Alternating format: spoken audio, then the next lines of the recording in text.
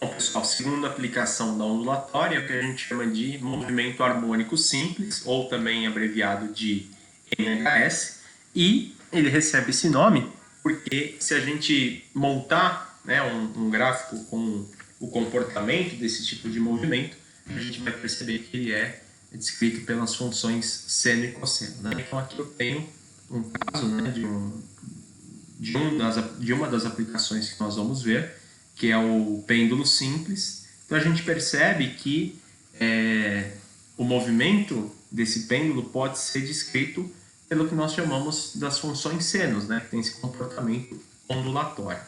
Tá? A mesma coisa, o que nós chamamos de oscilador massa e mola, né, que nós vamos ver também.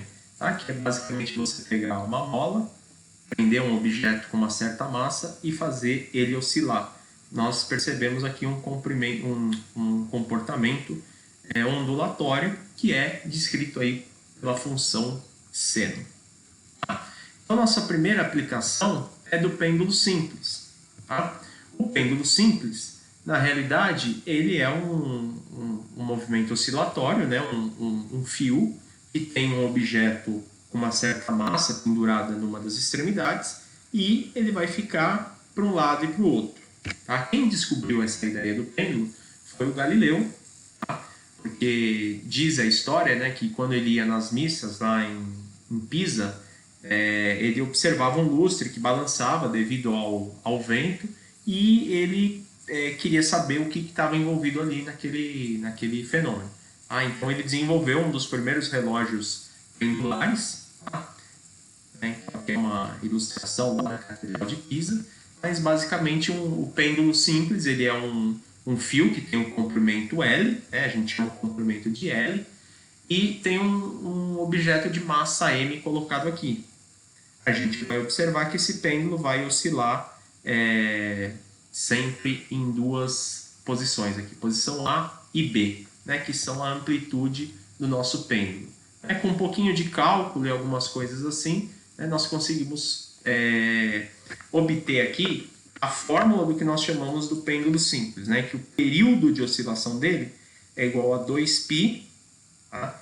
O valor de π é o que a gente conhece lá da geometria, 3,14, sobre a raiz do comprimento desse pêndulo sobre a gravidade. Então, só um fator histórico envolvido aqui no meio, né? O Galileu ele conseguiu comprovar que esse período de oscilação, ou seja, o tempo que o pêndulo leva para completar uma oscilação, depende só do comprimento e da gravidade. Não vai depender dessa massa que está aqui. Pode colocar um objeto pesado ou objeto leve que não vai interferir no comportamento do pêndulo. Tá? Existe um simulador na internet para isso. Tá? Vocês podem clicar, é daquela universidade, né, a FET Colorado. Então dá para fazer diversas simulações com esse pêndulo. Vamos ver um exemplo, tá? Numérico, para a gente entender melhor essa aplicação. Então tem um pêndulo com oscilação de 2 segundos, tá? Quando eu falo oscilação é para ele ir e voltar da posição que ele saiu. Tá?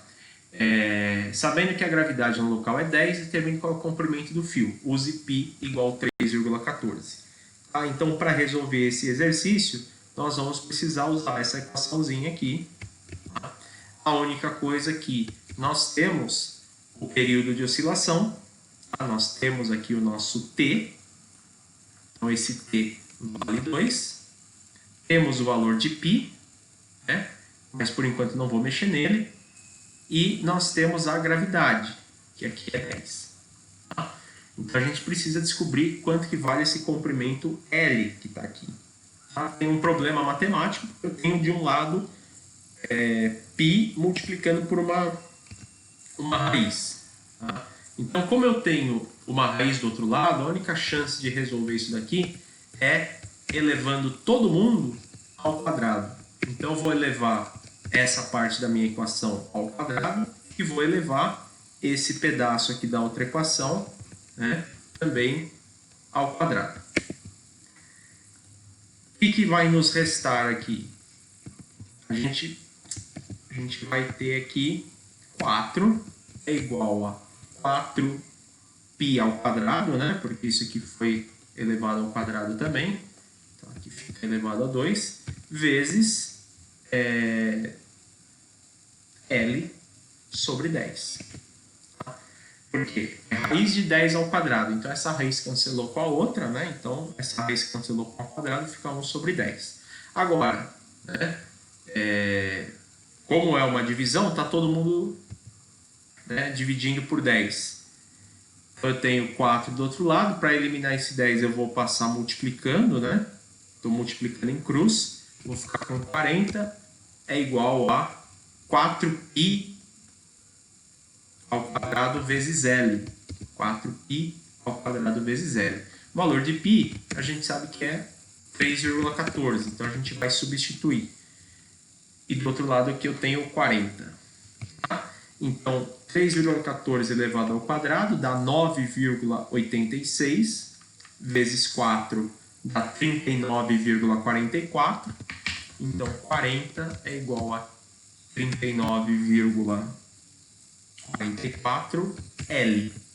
Então, o meu comprimento, né, é 40 dividido por isso daqui, que dá 1,01 metro. Aproximadamente 1 metro de comprimento.